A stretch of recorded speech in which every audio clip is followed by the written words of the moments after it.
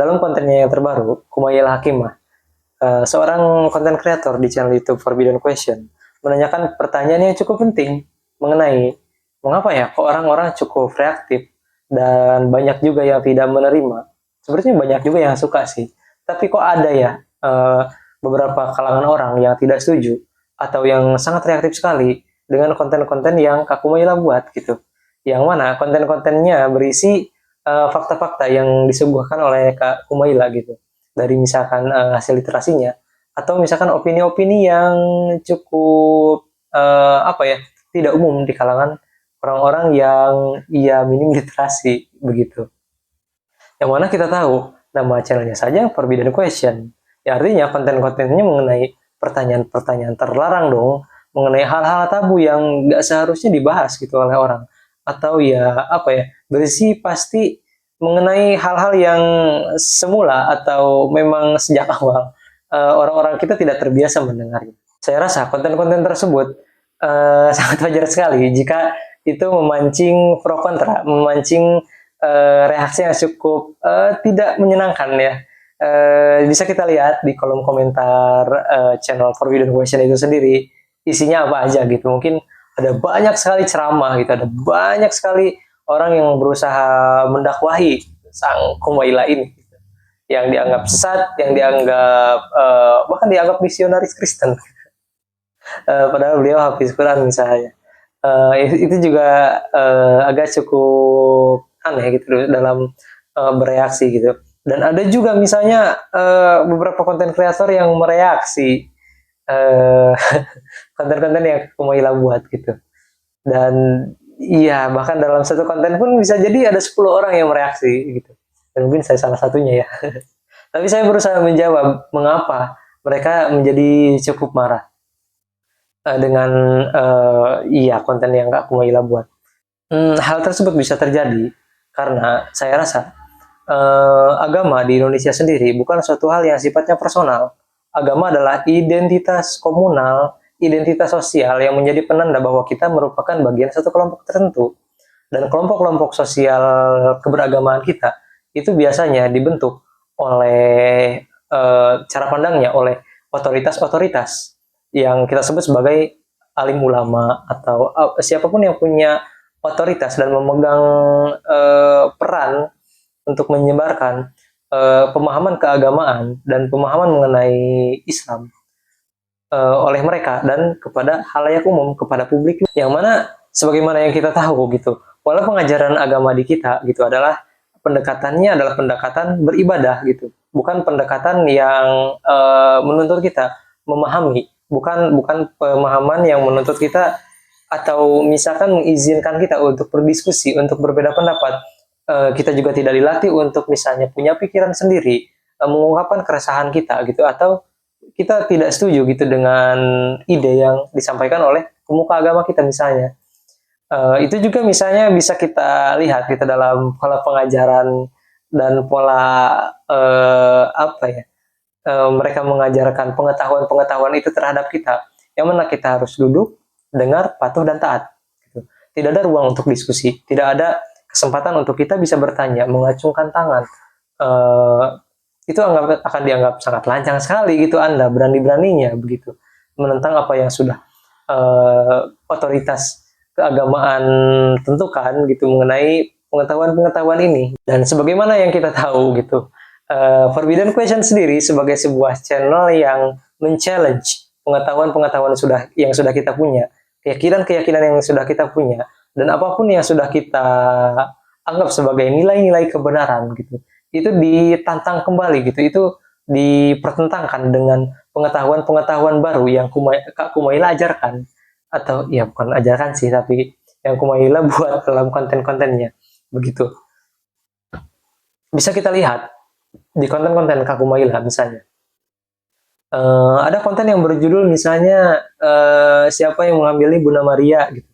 Lalu misalnya mengapa babi itu haram, atau apa ya? Oh ya, kenapa ada jenis surga neraka yang berbeda gitu. Dan juga ada pernyataan bahwa kita semua bakal masuk neraka gitu. Itu adalah hal yang tidak umum gitu. Siapa juga yang ingin mendengar pernyataan-pernyataan semacam itu gitu. Yang mana kita tahu bahwa pengetahuan itu kadang-kadang tidak menyenangkan ketika baru kita terima gitu.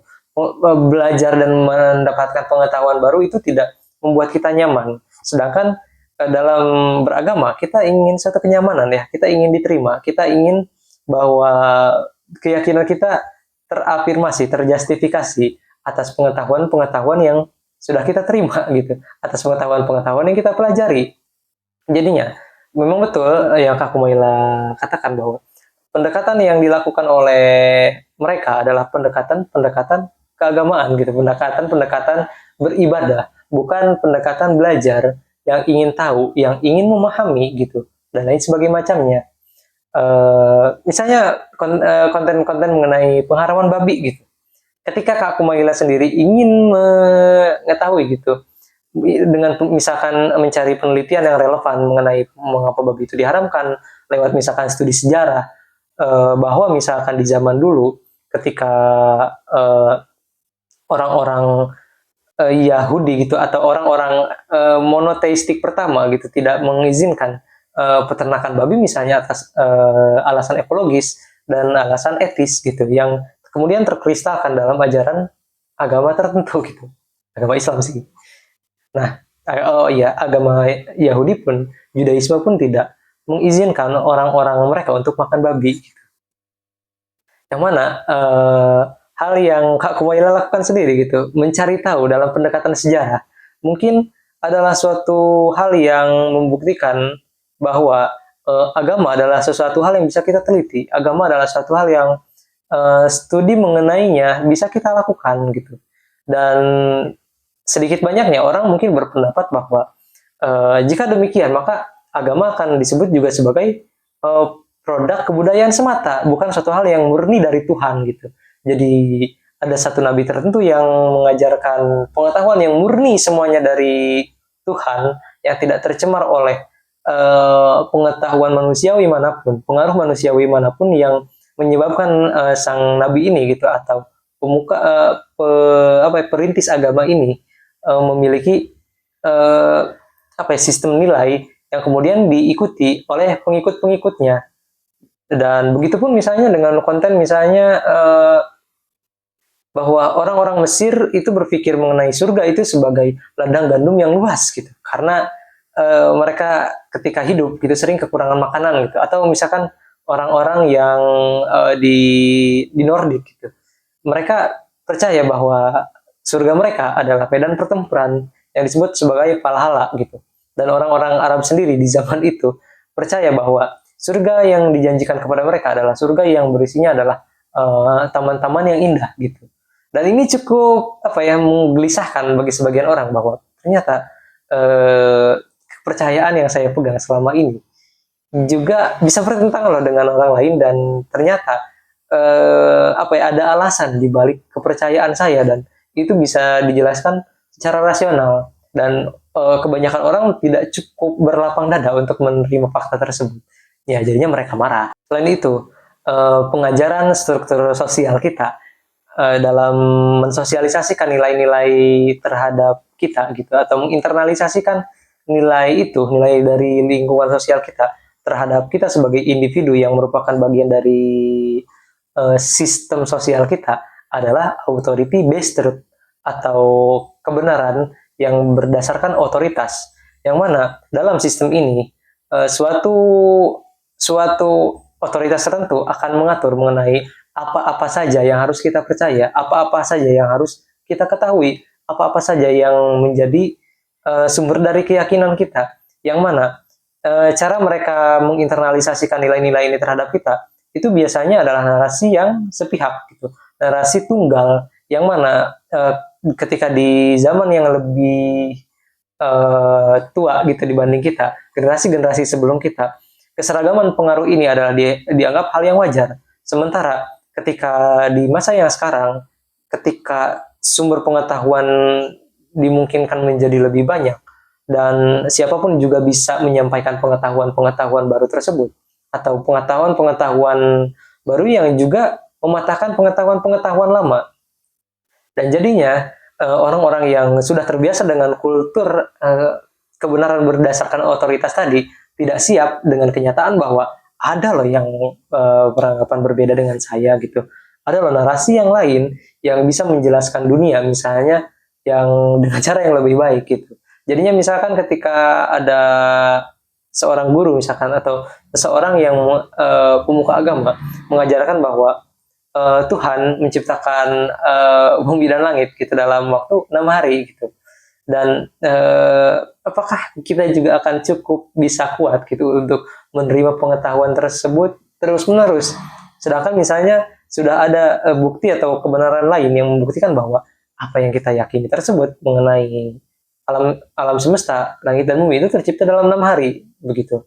Siapkah kita dengan semua jenis pengetahuan baru tersebut? Faktanya tidak. Dan sebetulnya kita tidak perlu menyalahkan mereka gitu, karena betapapun misalnya mereka punya atau memegang prinsip ini adalah prinsip yang terbaik yang mereka punya pada masanya gitu. Mereka dibimbing di generasi atau mereka dibesarkan di generasi yang misalnya penuh konflik, gitu, di generasi yang tidak aman gitu terhadap perbedaan sosial gitu, perbedaan pemahaman dan lain sebagainya macamnya. Jadinya kadang-kadang mereka beranggapan bahwa perbedaan pemahaman adalah ancaman gitu. Ketidaksamaan pemahaman di antara kita tanda bahwa Anda adalah musuh saya karena Anda tidak sama dengan saya gitu.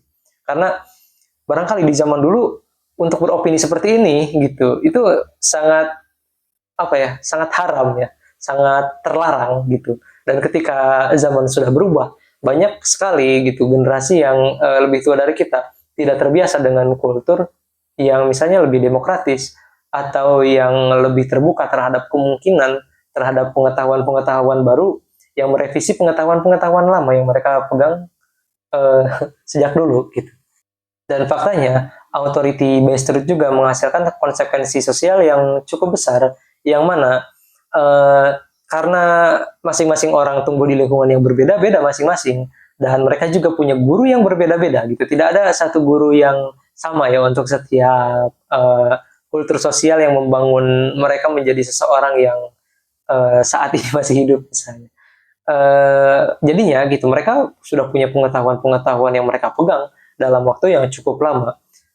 Dan ketika mereka berdiskusi misalkan dengan orang yang punya guru yang berbeda, mereka akan bilang, guru saya sih nggak ngajarin itu gitu, guru saya sih ngajarinnya kayak gini, sesat kamu, bid'ah kamu misalkan.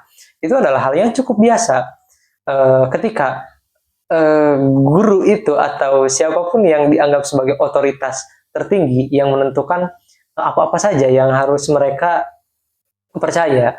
Dan sebagai seseorang yang misalnya yang merupakan produk zamannya gitu, atau mungkin agak perlu saya ganti istilahnya, seseorang yang dibimbing dalam zaman tersebut, mereka juga bukan korban gitu, mereka juga adalah anak zamannya gitu, anak zaman di mana mereka dibentuk oleh zaman mereka sendiri gitu. Dan ketika memasuki zaman berbeda, di zaman kita, di zaman yang mereka anggap lebih muda dari mereka, iya, itu adalah hal yang cukup baru bagi mereka gitu. Dan kultur intelektual gitu, kultur perbedaan pendapat gitu, kultur untuk berdebat sengit satu sama lain gitu tanpa misalnya ada tendensi untuk membenci, tidak ada tendensi misalkan bahwa saya berbeda pendapat dengan Anda adalah musuh saya. Itu adalah hal yang cukup baru ya di kita gitu. Dan karena struktur sosial tadi, ketika kita perkecil skopnya, itu terdiri atas keluarga-keluarga gitu. Dan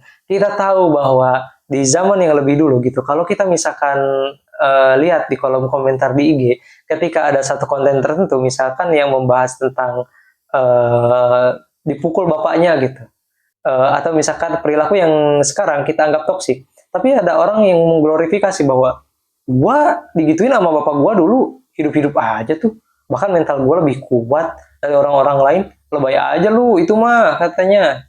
Nah, perkataan seperti tadi itu mungkin akan keluar ketika orang yang sudah bertahan hidup dengan cara dan pola pengasuhan seperti itu gitu. Dan mungkin dia sendiri pun sebetulnya tidak nyaman diperlakukan dengan cara seperti itu di zaman dulu. Tetapi dia tidak merasakan ada kemungkinan lain bahwa misalnya dia akan diperlakukan dengan cara yang lebih baik misalnya. dan pola pengasuhan dari orang tua ini di keluarga-keluarga ini adalah kepatuhan gitu, yang mana orang tua dianggap mengetahui lebih baik dari anak-anaknya gitu. Dan ketika misalkan kita tidak setuju dengan orang tua kita, ya pasti kita dicap durhaka dong. Durhaka kamu tidak nurut apa kata bapak, bodoh kamu. Nah, itu adalah hal yang lazim mereka dengar ketika mereka ingin punya pendapat lain atau mereka ingin punya inisiatif yang lain, tetapi itu langsung ditentang begitu saja gitu, bahkan tanpa usaha misalkan si orang tuanya untuk memahami anaknya ini lagi pengen apa sih gitu sebetulnya. Dan seperti itulah makanya orang-orang yang dibimbing dalam keluarga seperti ini, ketika mereka dewasa dan melihat bahwa ada orang yang punya opini senyeleneh ini gitu, misalnya gitu, sesesat ini, yang bilang bahwa misalnya surga orang-orang bisa beda-beda gitu, ada juga menanyakan kenapa siapa yang menghamili Bunda Maria misalnya, ya wajar mereka marah gitu, karena iya mereka tidak diizinkan gitu untuk bertanya.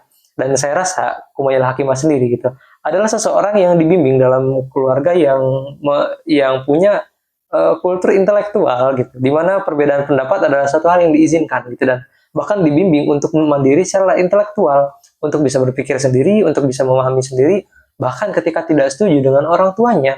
Dan sedangkan orang-orang lain yang tidak setuju dengan Kumaila gitu, dan sebenarnya nggak setuju nggak apa-apa, tapi yang reaktif terhadap komentar-komentarnya Kumail Hakimah ini gitu, itu terkejut, takut, dan ngerasa aneh gitu. Dan sebetulnya terhadap orang-orang seperti ini kita harusnya berempati terhadap mereka. Kita menyadari apa ya, pada tahap tertentu mereka merasakan penderitaan gitu ketika orang tua mereka memperlakukan mereka dengan cara yang tidak baik. Ketika mereka misalkan berbeda pendapat, misalkan mereka dipukul, mereka digampar, mereka dikata-katain gitu. Dan ya kita mungkin cukup beruntung ketika tumbuh di keluarga yang mengizinkan kita berbeda pendapat, misalnya dengan orang tua kita, berbeda sudut pandang dalam memahami sesuatu, misalkan dengan saudara kita juga, dengan sistem keluarga lain gitu, atau misalkan bahkan dengan guru kita tidak setuju, dan guru tersebut gitu membimbing kita justru gitu, dan ketidaksetujuan itu misalkan mereka terima gitu, mereka tanya kenapa kamu nggak setuju gitu. Dan akhirnya kita menemukan cara pemahaman yang lebih baik gitu, dan kita juga bisa menerima gitu pemahaman dan argumen masing-masing, bahwa kita bisa setuju, bahwa kita tidak. Dan sebetulnya ada hal yang cukup saya highlight gitu dari pola pengasuhan dan pola pengajaran seperti ini, yang mana dalam sekolah-sekolah kita gitu, dalam jangan-jangan di bangku kuliah kita itu diajarkan bahwa ada satu kebenaran tertinggi, ada satu keyakinan yang ultimate, yang absolut, dan ketika kita belajar gitu, usaha kita untuk mempelajari misalnya ilmu-ilmu lain itu digunakan untuk menjustifikasi keyakinan-keyakinan yang sudah kita punya gitu. Dan itu menghasilkan konsekuensi logis yang saya rasa cukup penting, yang mana jadinya misalkan setiap pengetahuan baru yang kita dapatkan itu kita gunakan untuk menjustifikasi keyakinan-keyakinan kita. Misalnya ketika kita mengetahui bahwa ada satu materi tertentu, misalkan ada satu benda tertentu yang kekuatannya sangat masif, bahkan kekuatannya melebihi matahari, yang kita sebut sebagai black hole, yang punya kekuatan gravitasi, bahkan bisa membelokkan ruang dan waktu misalnya. Dan ada seseorang yang bilang bahwa black hole itu sudah ada dalam kitab suci saya gitu, dan dituliskan lebih awal dibanding ilmuwan-ilmuwan manapun. Konsekuensi logisnya adalah bahwa sebetulnya kitab sucinya itu bukan kitab sains gitu. Dan bagaimana jika ada kemungkinan lain yang tidak disebutkan misalkan dalam kitab suci tersebut gitu. Karena kitab suci ini misalkan bukan kitab sains misalnya, mengapa Tuhan itu sendiri gitu yang menurunkan kitab suci ini tidak menuliskan tentang fakta saintifik yang lain yang lebih berguna gitu. Black hole kalaupun kita tahu jauh gitu, ngapain, nggak tahu pun nggak apa-apa. Tetapi misalkan pengetahuan mengenai mikrobiologi, misalkan mengenai bakteri, mengenai vaksin gitu misalnya, ketika itu misalkan disebutkan dalam kitab suci yang ingin kita sebut sebagai kitab yang memuat penemuan-penemuan atau fakta-fakta ilmiah, itulah konsekuensinya gitu. Bagaimana dengan misalkan biologi yang mikrobiologi yang jika kita ketahui lebih awal, mungkin tidak ada kematian yang sedemikian banyak yang dikarenakan ketidaktahuan kita mengenai mikrobiologi, misalkan mengenai virus, mengenai jenis patogen tertentu yang bisa merusak kesehatan manusia gitu dan memperpendek harapan hidup manusia gitu. Dan jadinya ada juga upaya yang cukup penting yang harus kita temukan jalannya, di mana kita harus menyadari bahwa keyakinan kita itu kadang-kadang tidak beriringan dengan fakta yang sudah ditemukan gitu, atau fakta yang sudah diketahui bersama bahkan, dan sebetulnya tidak apa-apa gitu. Dan juga perlu adanya pemahaman yang lebih lanjut mengenai fakta-fakta baru, penemuan-penemuan baru yang lebih baik gitu, yang merevisi pemahaman-pemahaman lama kita. Persoalannya adalah kita hidup di abad 21 yang mana hampir setiap hal sudah ditemukan jawabannya oleh sains ilmiah misalnya. Dan itu bisa jadi merevisi pengetahuan-pengetahuan lama kita. Misalnya pengetahuan tentang bumi dan langit misalnya, bahwa bumi berada di bawah, langit berada di atas misalnya. Tetapi kita juga tahu bahwa astrofisikawan misalkan sudah tahu bahwa bumi itu hanya satu debu kecil semesta gitu, yang berputar di satu bintang yang kecil juga, yang berada di antara ratusan juta bintang lain yang mengelilingi galaksi Bima Sakti, dan ada banyak jenis galaksi yang lain gitu, yang bisa jadi ada kemungkinan makhluk hidup lain yang berada di dalamnya gitu. Jadinya pengetahuan yang sedemikian luas yang sudah kita temukan ini adalah ruang yang terbuka gitu bagi iman kita untuk berusaha memahami semesta, memahami manusia, dan bahkan memahami Tuhan gitu.